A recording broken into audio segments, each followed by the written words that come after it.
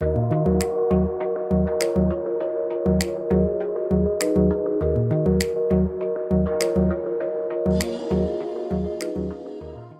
guys, welcome back to Teen Muscle Radio and episode number 42. So today we are joined by Calum Raistrick, and Calum is a coach from M10. So M10 is a personal training studio, private studio in Nottingham, UK.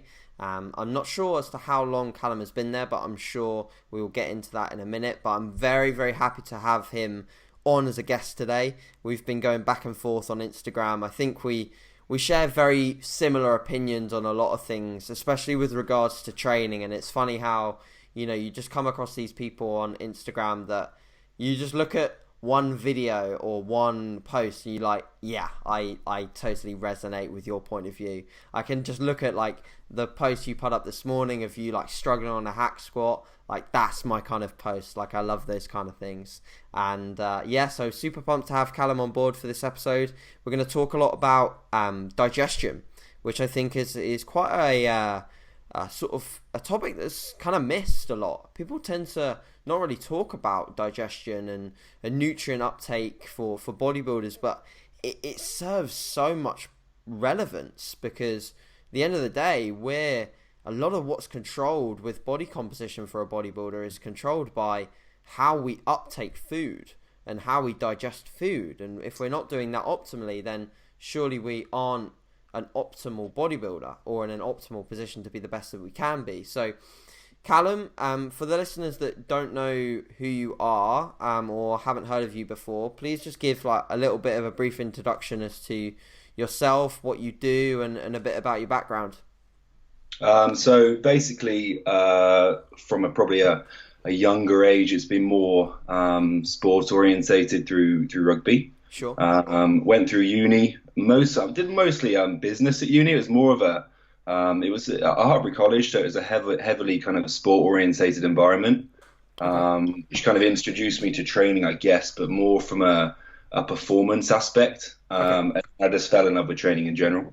And then I think from a passion side of it, a lot of my background, I guess, has been just falling in love with this kind of process and this sport in general, and falling in love with how we can kind of manipulate the body and perform better, and looking at digestion and stuff. But just a general fan of just bodybuilding in general, really. Yeah. So from uni, I did the standard thing. Kind of you have to go through the processes of becoming a PT and doing your diploma, which doesn't really teach you much initially. And then you kind of pick your battles and choose where you go from there in terms of education. And then spent a couple of years through more of a commercial environment in terms of gyms. So I did a year at LA Fitness and did a year down in Kent. And then did you enjoy that phase? Did you like the sort of the commercial aspect, or what did you find you maybe didn't like about it? I think it's a really important part for a trainer to go through that, just because of the amount of footfall you get in terms of clients. Yes. And the amount of experience you get in terms of just dealing with different people, different problems, different issues. Sure. And it teaches you a lot about becoming more efficient as a kind of a businessman and woman as well, in terms of time management and stuff like that. So I knew it wasn't exactly something I wanted to do forever, but it definitely served its purpose in being valuable. Sure. I picked up a lot of skills there, and then kind of decided I wanted to specialize in more of a physique kind of aspect, because I'm most passionate about that. And what you'll find is, I'm sure you found this yourself as well, and a lot of people resonate with this. Sometimes at commercial facilities, you'll end up becoming kind of a jack of all trades, because you're dealing with such a breadth of client base. Yeah. And for me, I had like a handful of clients that I loved to work with, because it was resonating what I was passionate with. Yeah. I wanted to kind of delve into just being specific with that. So opportunity came up with M10 in Nottingham, and we've been here for probably, I think it's almost 18 months now. So wow. Yeah. Nice. One thing like that. Cool. And obviously you get such a cool facility to train in as well Yeah. as coach your clients. So, well, do you sort of at M10, do you coach sort of primarily physique athletes, or do you sort of coach people that are just sort of looking to maximize their muscle gain or fat loss phases? Like, what sort of people are you working with at the moment, I Callum? think it's a big this is a big misconception about what you'll see on social media and stuff. But Yeah. from a facility, like it's the client base that we're dealing with is just like any other place. Okay. So you're going to have a wide range of clientele. Mm. The only thing that kind of sets us out aside a little bit is the processes which we go through to get these clients through to the process of where they want to get to in terms of their goals. Okay. We're trying to apply the principles that you'd apply to a physique athlete. So we're looking at digestion, we're looking at kind of training variables, we're looking at recovery, Sure. lifestyle, stress, etc. All these different aspects and packing them into one kind of system, I guess. Mm. So from a client perspective, I'll have clients from a wide range of people, but I guess you'd probably say it's more. I probably have more kind of physique orientated people now than I did before. Yeah, sure. Yeah, amazing. And that definitely pays off when you're working with clients. Like you said, you're more passionate about the physique related stuff, and you're more passionate about this mastering of the process. And when you can put someone else through the process, it's so rewarding. I know that with myself, coming from a background of spending a good year and a half working with just sort of very much general population, jack of all trades type thing, to coming across and now getting the opportunity to work with people that are mostly focused on purely hypertrophy goals or getting ready for the stage. It is ultimately a more rewarding process when you're super passionate about that. So that's wicked. So like I said, guys, we're going to get stuck into the topic of digestion and see where that takes us today. So Callum, first up, what do we actually mean by digestion, and what's the relevance of digestion when it comes to like all of us as bodybuilders or anyone that really wants to enhance their physique? I think the main concern for us in terms of what's most applicable is looking at the food. We're all setting out macros and calories and stuff and giving people a X amount of food for their given goal, but we've got to also look at their ability or our ability to digest and assimilate those foods, so to actually capitalize on the nutrients that we're taking in from a diet. Sure. And to get the full benefit from those foods or those nutrients. This is going to be from a training perspective and from what we're putting our bodies through. We're going to need a heightened level of nutrition to recover from that and kind of to respond in the best way we can. So getting the most out of the food we're eating and making sure that's being absorbed properly or to the best of our ability is going to be so important. Yeah, absolutely agreed. And I think one of the first things that we should potentially touch on is sort of, what do you see going wrong when it comes to people looking at digestion? What do people not take into account, and why do you think that people end up with these issues? We tend to see a lot of people complaining of bad gut health and sort of like issues like constipation, feeling extremely bloated throughout massing phases, and not being able to eat their food. Like, what are the issues? What are people not taking into account? So I think, so you bring up kind of the massing phase scenario. That's probably the biggest topic you'd normally see people complaining about in terms of, our main goal here. We can't let the volume of food that we need to take on board to be a limiting factor in our progress. Okay.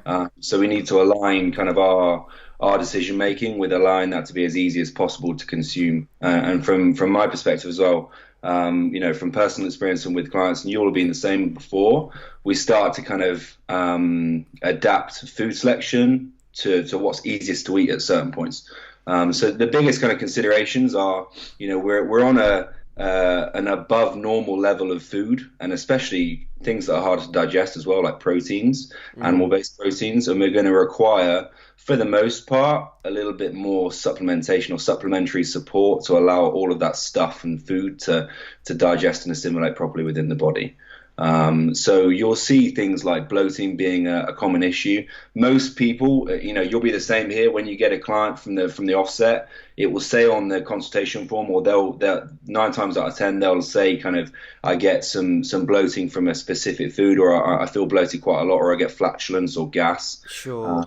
We've got to look at the implications that has on the body, but potentially why it's happening as well. And when we have any kind of bloating, flatulence, gas, etc., any kind of gastric distress, we can probably almost guarantee that there's going to be some form of impaired absorption for nutrients as well. And 9 times out of 10, for a lot of people, it's just going to be a case of just making sure food selection's on point. So picking the foods that they can, from an anecdotal perspective, that we can see that they digest the best and they feel the best of. A big thing with people through massing phases is just poor food selection. So we've got still a lot of people with the kind of notion that I need to eat nutrient dense, clean foods and stuff. But there's a certain point, if you get 3, 4, 5,000 calories above, where we need to be taken on board to go through a massing phase. If we're having that from brown rice, potato, veg, and chicken and beef and stuff, from a digestive perspective, it's going to be hell. Yes. So we're starting to this is becoming a lot more prominent now. We're starting to see people kind of be more intuitive now to look at food selection being a big kind of concern in terms of picking the foods that are going to be most digestible. But the supplementation side is going to be something that not a lot of people are aware of, but some basic things that we can add in to help us, really. Yeah, absolutely. I mean, I think this is something that is why you almost need to periodize your approach to food options. It's something that I've talked about a few times, and it's funny how, obviously people will look at bodybuilding and they'll think just like chicken and rice and all these bland, boring foods that on the way up you have to eat those, on the way down you have to eat those, when in reality, if you periodize your approach and you match your food groups or your food selection to the process, so you say, okay, well, on the way up I'm going to eat more calorie dense foods, as opposed to on the way down I'm going to look towards less calorie dense foods, more food volume. Because if you're smashing in, like you said, all this clean food on the way up, when you're eating like that above sometimes 4,000 calorie mark, the fiber total on that is just going to be obscene. Yeah. And obviously we know the prevalence on the way down of fiber as a way to provide fullness and satiety. So, I think that people need to look at their nutrition over the long term and think, okay, right, in this phase, I'm going to change my food options on the way up. I'm going to change them on the way down. And with yourself, with your nutrition, like, what changes massively? Like, if you look at a day of eating in a massing phase, peak massing phase, comparative to a day of eating like when you're really, really lean and you're pushing your body weight as low as you're pushing your conditioning as hard as you can, what's the differences in terms of food selections? So I think you've just kind of hit the nail on the head there, in terms of there's kind of like a switch that turns when food gets to a certain level. Yeah. I was doing this with a client the other day, actually. He's prepping for a photo shoot at the moment, and his food's been relatively high for the majority of his prep, and now we're starting to chip away a little bit more to elicit more of a response. Yes. And one of the kind of big take-home messages for us here is we're looking at kind of like his post-workout feeding. So we're looking at the foods potentially he was eating, 3 months ago post-workout, when his carbs were at kind of 250 grams of carbs in his first post-workout meal. Now, I'm not going to give him rice or potato or whatever in that meal, because it's going to be impossible to kind of get down. So we'd look at cereals, and we'd look at kind of crumpets and jam and all this stuff that's really easy to get down and it's quite appetizing, so we can eat a lot of it. Yeah. But last week he got down to, I think it was something like 75 grams post-workout. And if food throughout the day isn't high, I want to give him more satiating kind of voluminous options. So I think we went for like a mixture option between sweet potato and something like jasmine rice or something, that both have more food volume. But we're going back to, like you said, picking food selection based on what's going to improve satiety as well. Whereas if he's at 250 grams post-workout, satiety is going to be one of our least concerned factors, right? Yeah, it's almost like pick the ones that you can get in type thing. Exactly. Yeah. So we know a lot of coaches with sort of like macro based protocols when it comes to nutrition. So you'll set your carbs, fat, protein for the day, and off you go. And we know, Callum, at the bottom of the table is going to be the individual hitting those numbers is going to be the main factor that's going to influence body composition to a certain extent. Now, obviously, we've got a factor in adherence on top of that. So, obviously, you were talking through your diet there with a photo shoot client. Now, with most of the people you're working with, are you working with a structure? So do you sort of give them a meal plan as opposed to just giving them the macros, or do you give them both? And sort of what do you think are the arguments for and against sort of meal plan approaches with clients? I think both have their place. From my perspective as a coach, I'll look when they're coming on board as a client, I'll look at what they've been doing for the last 6-12 months. And get an idea of where I'm going to go in at in terms of how much rigidity I'm going to put within a plan. Okay. If somebody's kind of tracking macros and they're just getting a number in by the end of the day, and I can see that they're eating quite kind of intuitively and flexibly, then I'm not going to put them on a kind of a rigid structure straight away. But I will want to try and kind of capitalize on certain aspects of nutrient timing throughout the day, just so you can get the most out of a diet. For most people, I'll look at kind of transferring their numbers for the day and their calories for the day to approximately what I want to see in each meal around the day, and most importantly, just the meals around training. Okay. And then there's probably going to be a little bit more flexibility at other parts of the day. But yeah, some guys that I know, that guys and girls that are going to know that are going to respond more to flexibility, through an off-season phase, maybe I'll just give them numbers and I'll give them guidance. I'll have people like the guy I was programming yesterday with his diet, that he's going to be someone that responds to this structure now, and he doesn't really want to think about it. So I'll be very specific in terms of the amounts he's eating at a certain point and what his numbers had hit for the meal, and he'll just follow the blueprint. Sure. I guess from your perspective now, in terms of dieting, you'll thrive off kind of you don't want to be thinking about what you're going to be punching into MyFitnessPal for a meal. It's having a structure that it just takes guesswork out, right? Yeah, no, I totally agree. I think that's a really big pro of just having a plan, and even if it's like a fairly flexible plan, in the sense that if one day you want to swap a fat source or swap a protein source, you can, but having those numbers that you sort of roughly rely on each day to hit with each meal, I really do think that provides something called momentum and consistency. And this idea of, I know at 1:30 I'm going to have this, and it's this macronutrient sort of ratio or lineup or setup, and that just makes your body feel a certain way. That way, not Monday you've had carbs at breakfast and then you've realised, fuck, by 5 p.m. I've got no carbs left and 40 grams of protein and 2 fat. Like, you're going to bed starving. Like, yeah. I know, like, the way that in the last podcast we talked a lot about sort of nutrient timing as well. It's like, I know I've set up my pre-bed meal for not only like psychological reward, like for me to also have a meal that sets me up for sleep, because we know how important sleep is. And, I think this is something that, again, just people miss out on. And obviously it's very prevalent to digestion as well when we're going into gaining phases. Like, if you can eat when you're potentially more hungry, or you can eat when you potentially have better digestion levels, like, that's going to provide a better diet for you.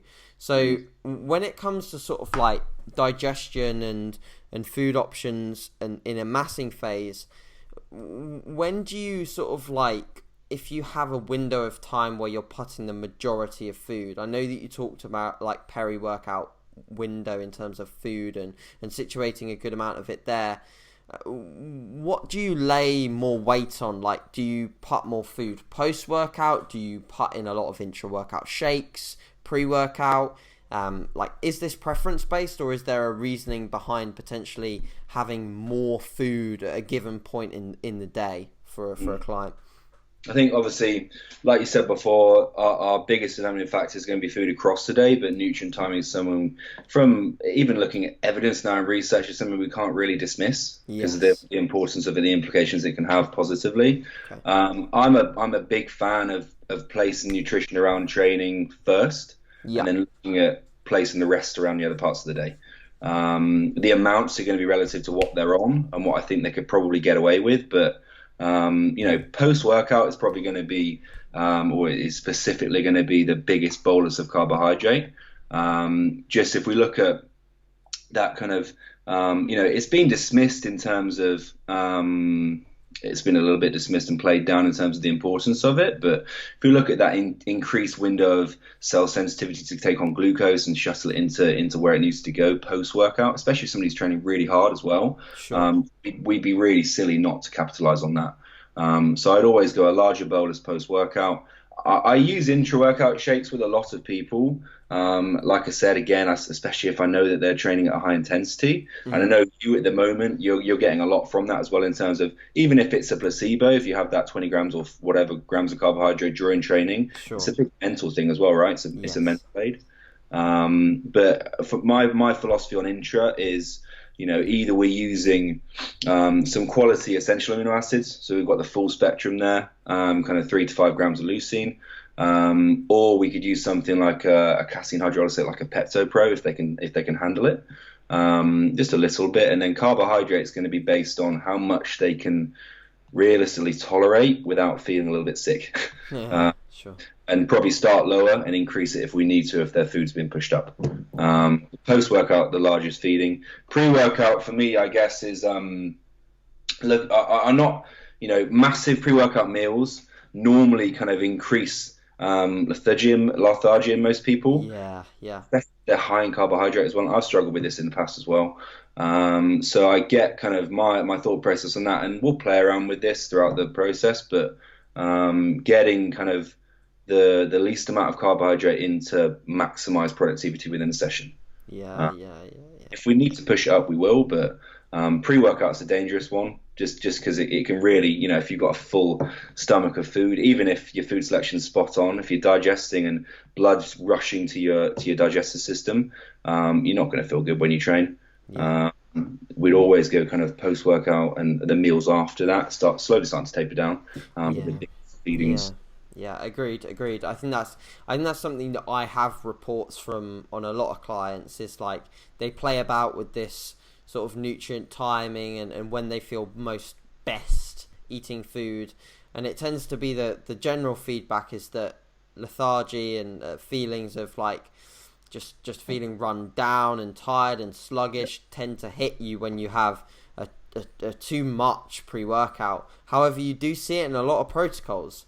Like you see a lot of advanced bodybuilders, nailing things like, a big meal and muffins pre-workout and things like that. And, you do see it going around. And I think this opens the door to the idea that it is very much preference based. And some people can definitely like nail a big meal pre-workout and feel fine. I think for the most part, anecdotally with myself, I felt pretty fine off doing that. And, having quite a big bolus of carbs pre-workout. And I think in the past, looking back at my nutrition, I probably haven't maximized that post-workout window as much as I could have done in previous phases. And likewise in dieting phases, I've taken out things like my intra-workout, which in reality was providing me probably with more benefit than sort of having those carbohydrates away from the training window. And that was to a detriment of training performance. So, I think, like we very much discussed in the last podcast, a lot of your nutrition as a bodybuilder should be prioritized around training performance and just really maximizing that. And like we're talking about today with digestion, it's like finding what's going to work for you, getting in your food and just maximizing any sort of window of opportunity that you have. So sticking on that topic, you mentioned sort of insulin sensitivity and the pre and post workout windows. Now, obviously, when we're in a day that doesn't have a workout in it, we don't have this post workout window anymore, and we're sort of chilling throughout the day. Maybe we're at work or whatever. What happens to nutrition? Do you tend to change nutrition on a rest day? Do you increase fats, lower carb? Do you think there's any sort of advantage into running high fat, lower carb rest days for insulin sensitivity, or potential like blood glucose levels or anything like that? Have you had any experience with sort of swapping and changing things with rest days? I know from anecdotal experience and kind of what I've done with clients myself, there's a lot of kind of positive return from looking at tapering down carbohydrate on non-training days, and reflecting kind of, if we look at energy demands across a week, the energy demands on training days are going to be a hell of a lot higher. And it makes logical sense to potentially decrease caloric intake a little bit on non-training days in favor of being able to push that bracket a little bit higher on training days. And place more kind of fuel substrate and nutrition around where we probably most need it.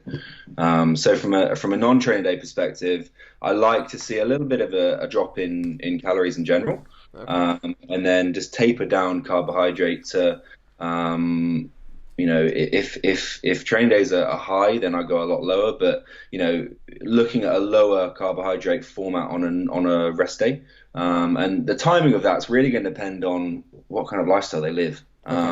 If somebody's more active and if somebody's got high NEAT levels and they're a laborer, then I'll probably still give them a fair amount of carbohydrate. But if somebody's kind of sedentary and they're desk based, or if I've got a lot of kind of admin work to do and I'm on a non-training day, which is what mostly happens for the weeks, I'll taper that down throughout the day, and I'll mostly stick to proteins and fats, and keep blood sugar levels nice and stable. And then potentially in the evening, maybe 1 or 2 carb meals. If we know carbohydrate coming on board is going to start to kind of increase serotonin production, and serotonin can get translated into melatonin in the body, being the sleep-inducing hormone, we've got a benefit in the evening of placing carbs there. And it's something to look forward to, and it's something satiating. So the worst thing is going to bed hungry, especially when you're dieting. So if you've got like yourself a big bowl of oats before you get to bed, it's a win-win, right? Yeah. I think in a massing phase, there's a big benefit if we look at over a longer period of time. If we look at cell sensitivity and maintaining better levels of insulin sensitivity, kind of metabolic function, there's a big benefit of looking at those lower carb days spread throughout the week on your non-training days. And I know for a fact that I work with Jordan, and what from a nutritional perspective, I've done this in the past as well. When I look at kind of testing fasted blood sugar levels, and I look at blood sugar levels throughout the day, but especially in the morning, when I go through phases of having higher carbs every day, they're getting a lot higher in general. They'll start to rise over the coming weeks. If I pull in, like training at the moment is 2 on 1 off, just upper lower off repeat. Every third day, if I pull in a low carbohydrate day, it tends to bring fasted glucose levels down, and I stay more sensitive, and metabolic function just gets prolonged and sustained for a longer period of time. Yeah, it's interesting that I think. Yeah, I think from myself, mate, it's not something that I've ever tried, and I've never tried sort of higher fat, lower carb on rest days, and I think that's maybe because looking back at my splits and the way that I've trained over the last sort of couple of years, it's always been sort of normally at least 5 days a week, if not 6 days a week of training, and definitely for the last 12 months it's always been 6 days. So essentially it just hasn't really opened up the door to me thinking, okay, wow, on this day, like I should be changing things, or I should have a look at, because I still feel like that, the only day that I have off, I still feel like I've got a lot of recovery demands because I'm trying to recover from a lot of training. I think for people that are maybe doing a split like yourself, where you are having sort of more of a structure to 2 on 1 off type thing, it definitely breeds relevance to look at that day and changing things slightly, and it's something that I've looked to do with clients.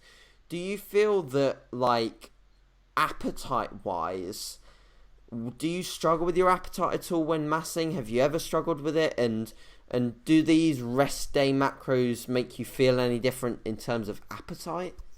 I think there's definitely, like, if we look at periods where food intake is higher, I've been at like the 6,500-7,000 calorie mark on training days. Wow, fuck. This is where like post workout ends up being like 450 grams of carbs, 500 grams of carbs, and then we're gonna have 2 or 3 carb meals after that. So the volume of food is pretty pretty disgusting after a while. Yeah, yeah, You know, having those days where I completely pull carbohydrates down, and calories aren't going to be much lower, but they're going to be a little bit lower, but carbs are going to be a lot lower, and I might have one carb meal. I end up looking forward to those days. yeah, Uh, and it's just a bit of a break from having that volume of food is going to be quite taxing on the digestive system in general. sure. So it's going to give the digestive system a bit of a break, but from a mental aspect, it means that I'm kind of at the end of that day, I'm more ready to then go back into a training day and consume a lot more. It's kind of it works well in terms of just giving you a little bit of a break of such a high volume of food. And kind of there's only so many bagels and bowls of cereal that you can eat before you get sick of it. So having a day of protein and fat with some veg for most of the meals is pretty nice. Yeah, it's almost like a psychological thing because if you were sort of like sitting around on your rest day and just eating a fuckload of bagels and square bars, like, I think you just think like, why am I doing this? What am I doing? Yeah. I think it's worked well with some of my sort of female clients that have potentially had sort of past problems with their eating, maybe disorderly eating, or even perhaps eating disorders, because in their head, they do have this slight relationship with energy expenditure and calories, and they just think that I can only eat when I train, and this idea of having calories quite similar, so not dropping calories massively, but having more dietary fat because it's such low food volume. They don't feel like they're gorging on a load of carbs, but they're still hitting decent calories to ensure a surplus. So psychologically, it kind of works quite well. So I found that to be sort of good, because otherwise you'll get complaints of when, and I'm not sure if you found it with your clients, any of your clients you've worked with, but I've worked with a few girls that have come from either very, very low body weights or past eating disorders like anorexia, etc. And some of the calories that they're on to just gain weight is just absurd. And I'm not sure as to the science behind that and why potential, having very low body weight and eating disorders, sort of some people come out of that phase and have to eat bags of food even when they've recovered to sort of gain weight. I'm not too sure as to the logistics behind that, but I find that a lot, and then sort of trying to keep that consistent is quite tough. So yeah, for sure, I think this is something that a lot of people can consider. So another topic that I wanted to cover is your supplementation. So the actual supplements that you found to be advantageous when it comes to digestion. I know that I've seen a lot of your posts on Instagram, and you tend to have quite a decent array of supplements that people might not have heard of or used before. So walk us through sort of your ideas behind supplementation when it comes to the processes that we've been talking about today. Yeah. Before we probably start, it's probably worth noting that there'll probably be people listening to this that say, I don't use any digestive support and I'm absolutely fine. Sure. And that's the thing. Like, is this stuff essential? Absolutely not. But could it improve kind of the process, and could it improve us by 5% or even 2%? Definitely. Sure. So it's got value, but it's not essential. But if we look at kind of digestion in general, especially when I'm dealing with a client, we're looking at the ingestion of food, we're looking at digestion in general, absorption, assimilation, so looking at kind of nutrient absorption in the small intestine, and then looking at elimination, so that would be kind of waste leaving the body. And the basic things I'd look at are, from an ingestion perspective, taking the time to actually, this sounds absolutely stupid, but taking the time to actually eat food and taking your time to chew, it's going to, if we look at most clients that I'll deal with now, and I'm looking at kind of a high volume of people who are PTs and people who are living busy lifestyles, you're eating a meal out of a Tupperware in 3 seconds and then running into your next client, or you're quickly eating it in between a Skype call and then running into your next Skype call. Like, we're not really thinking about the meal in general, and we're not really taking time to actually eat it. So the amount of times that you're chewing your food and increasing the surface area of that food is going to start to improve nutrient absorption. All the saliva going around your mouth while you're eating that is going to be a digestive aid in general. So if we look at the enzymes within saliva breaking down food, being antimicrobial as well, so kind of minimizing pathogens and bacteria within your food. Like the most simple stuff of chewing your food is going to have a massive benefit on digestion before you supplement. But from a supplementary perspective, you could probably break it down into a couple of areas. The most common, and you tend to see this becoming a lot more common kind of in the industry now, is just the use of enzymes. So if you look at, amylase, protease, lipase, breaking down starches, proteins, and lipids and fats. There's a lot of good digestive enzymes out there that we can supplement with throughout the day. I'd normally kind of, for most of my guys and girls, and for myself in general, I like to use kind of enzymes with each meal instead of just saying, I'll take some in the morning, take some in the evening. So maybe kind of just a dose with each meal is going to help you tick along throughout the day. You could use it morning and night, there's nothing wrong with that.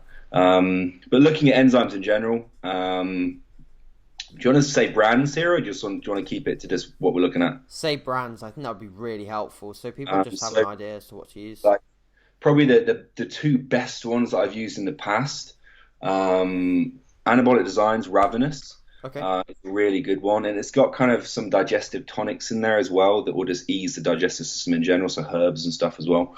And then Thorn Research or Thorn Labs do one called Biogest, which is another really good enzyme product. So those would be my top two to go to for a digestive enzyme. Okay. We look at probably the second kind of most important aspect, HCl. So if we look at hydrochloric acid in general, it's going to be produced in the body naturally. Through epithelial cells, so they're basically like gastric glands, which are found in the lining of the fundus of the stomach, and we produce them naturally. But when we're taking on excessive amount of foods, or for most bodybuilders or physique athletes or whatever, they're going to take on higher than normal amounts of protein. Sure. And it's going to require, for the most part, higher than normal amounts of supplementation or enzymes or acids to break down. Yeah. So betaine HCl, betaine hydrochloric acid, which is basically our exogenous version of this acid, is going to help with protein breakdown and assimilation and is breaking down food. Now, this is going to be one that I'd use with a lot of people and myself in general when protein intake's high, but also people that are struggling with kind of slow motility, so slow stools, going to the toilet infrequently, or getting bloating a lot from kind of higher protein meals. HCl is going to be something that's really cool to supplement with. Okay. The Thorn one, the Biogest, already has this in, so you get a decent whack with it. Okay. And dosage wise, we're probably looking at between kind of 250 milligrams to 500 milligrams per meal. So if you had like a meal of 30 or 40 or 50 grams of protein, animal based, we'd look at kind of putting in that amount of HCl per meal. It's easy to dose this stuff too high, and I found that a lot of females, if I use kind of 500 milligrams, when HCl's overconsumed, we tend to get a bit of kind of like a refluxy feeling in the digestive tract, and it's simply because we've just taken a little bit too much. Okay. Which is why something like Thorns, I think it's got 500 milligrams in. For a lot of females, I've found that to be a little bit too strong, and I just won't get them to take it. But for a lot of guys, it works well. But HCl is going to be a really important one. So enzymes and HCl for food breakdown, awesome.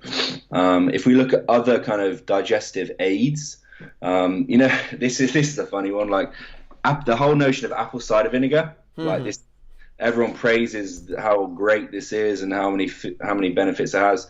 It's got its place. It's not kind of a superfood in any way, and it's not magical. But what this does, if we look at pH levels in the stomach, and we look at our ability to endogenously, so within us, produce HCl, okay. pH levels within the stomach are going to be a really important part of that. So apple cider vinegar, the acidity of this vinegar can naturally help increase stomach pH, which will in turn increase natural production of HCl. So that can be really important. It's also got some live bacteria. If you get the apple cider vinegar with the mother, with those fermented properties, it's going to be beneficial. But the main kind of resultant factor for me would be to use it to increase stomach pH. Glutamine is another one. Glutamine is cool. especially if I'm running protocols with people and they've got kind of dysfunction within the gut mucosa, then I'd use glutamine as an aid to decrease intestinal permeability. Now, intestinal permeability is basically, have you heard of like the whole notion of leaky gut? Yes, It's yes. kind of like played down a lot and slated a lot, but the prominence of this, people kind of big it up quite a lot in being like a big factor, and we've got to kind of die that down a little bit, but it's still relevant. It's basically leaky gut or whatever you want to call it. When we've got high intestinal permeability, we've basically got small food particles or molecules or whatever you want to call it escaping from where they should be basically through digestion. Okay. And what we find is it's going to cause an autoimmune response and inflammation within the body.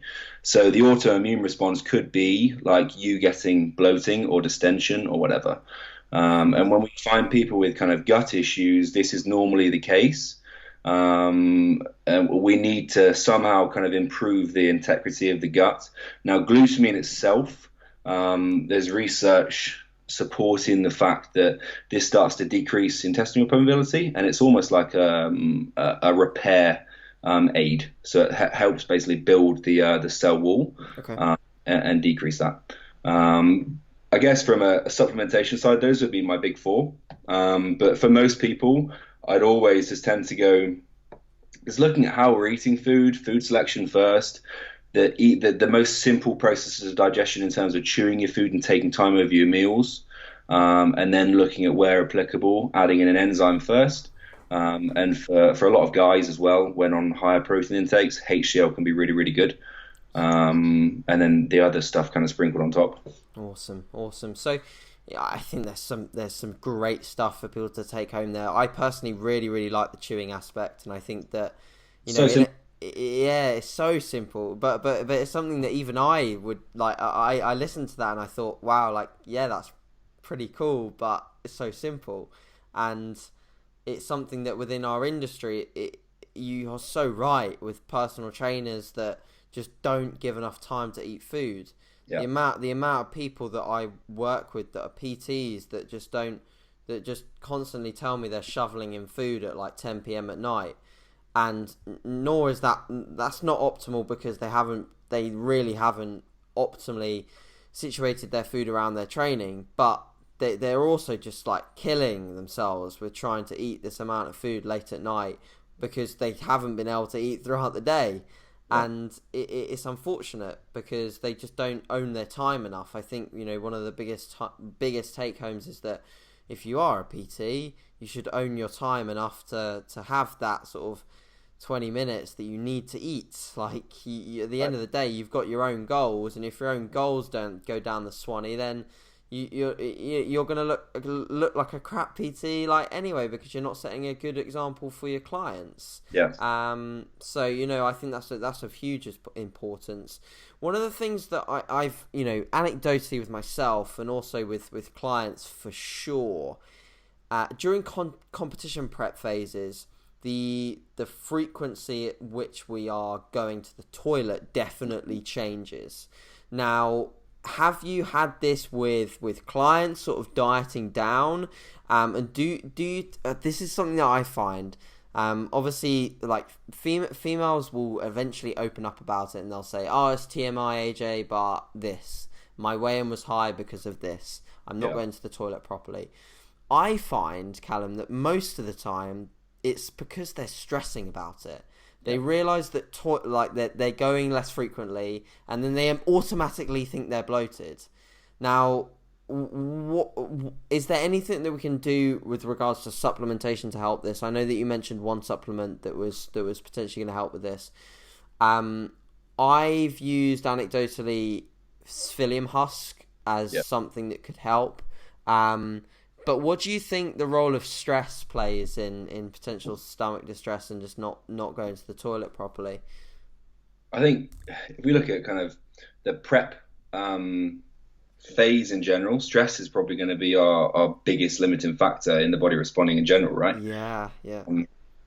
We look at stress having implications on digestive function. it's going to have huge implications on digestive function as well. So, any stress that the body is under, whether that's kind of excessive training or excessive psychological stress or excessive whatever, there's certain mechanisms in the body that can start to get kind of down regulated first, while we start to supply more kind of energy towards fixing or kind of solving problems that are going on in the rest of the body. So digestion in general is going to be something that is neglected a little bit through those times.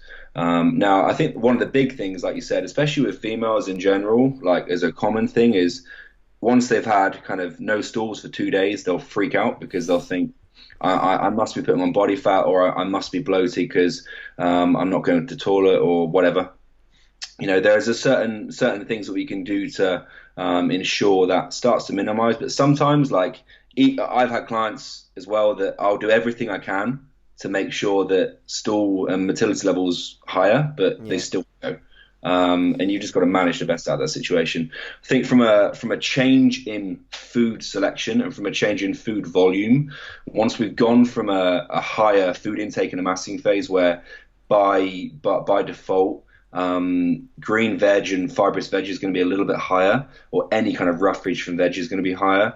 Starchy carbohydrates are going to be higher as well, so the amount of fiber they're having per day is going to be increased, and stress is generally lower. Stools are going to be more regular during those times. Yes. As we enter prep, A, food volume decreases, B, the amount of starchy carbohydrate we're having also decreases, so fiber is going to be more of a limited resource, which is why you've already said it, psyllium husk, which is why we look at supplementary fiber. Now, this is a big thing when we look at stool rate and look at stool quality. Food selection is going to be important, and managing stress is going to be important, and that could be training stress as well. It doesn't have to be kind of lifestyle stress. Yeah, agreed. Sleep as well, so obviously the basic fundamentals of getting quality sleep. But from a supplementation perspective, insoluble fiber is going to have a big part in stool kind of quality and stool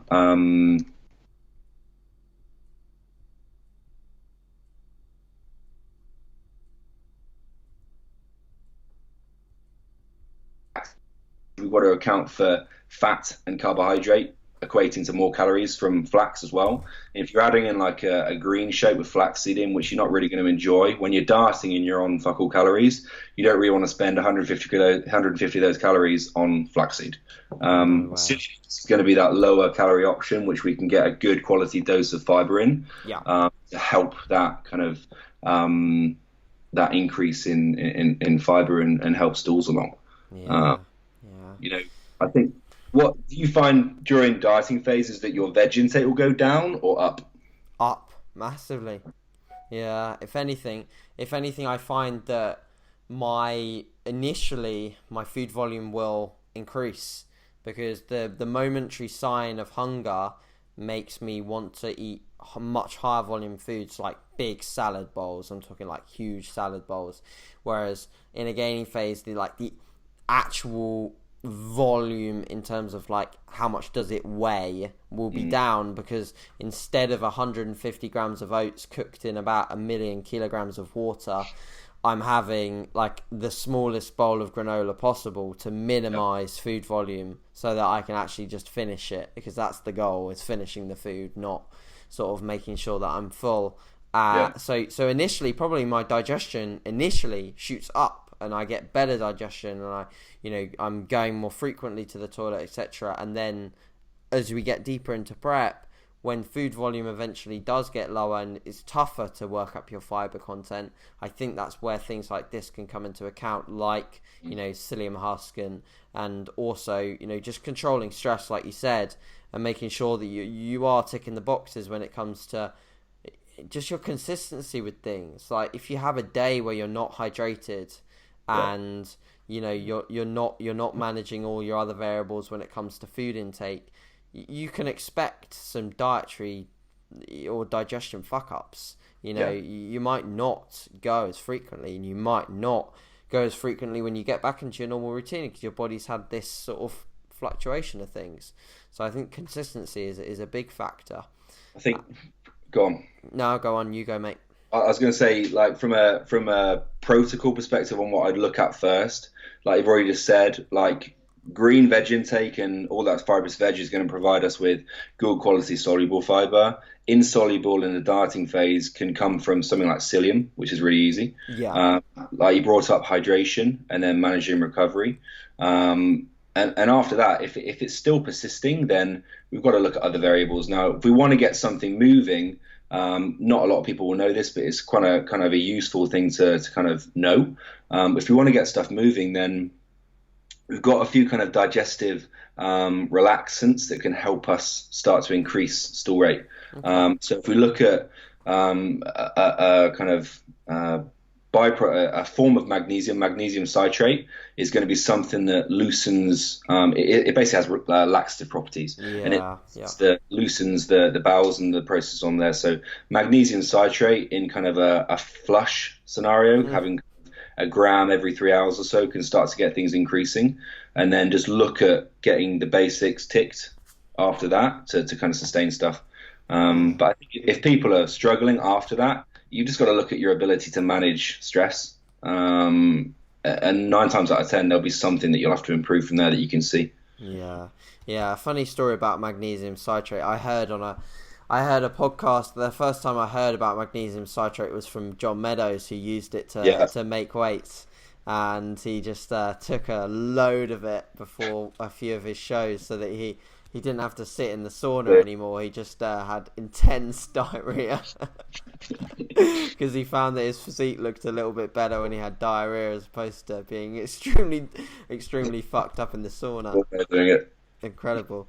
So yeah, I think that's a great place to sort of leave this discussion and sort of wrap up. So I think people will take a lot from this episode in terms of some things that they, some trivial things that they haven't perhaps heard about before, and some things, especially, I know that people with the digestion thing in contest prep and feeling like constipated, etc., people don't tend to talk out about that very frequently.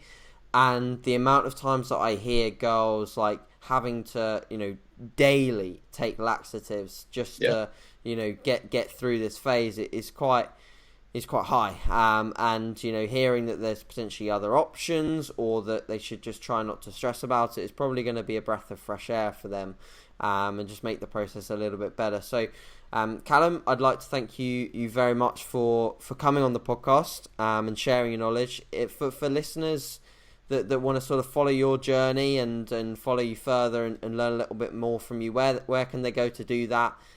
Give sort of your most active social media accounts, and then we'll wrap things up. So I guess I'm the most active on Instagram, which is just CR Physique. So CR_ undercase physique, one word. Same for Facebook, same for website. Amazing, cool. And if people are in the Nottingham area and sort of want to inquire for your services and personal training, if you've got a website for that or an email address? Yeah, just go on to the Instagram, and you can just click contact now.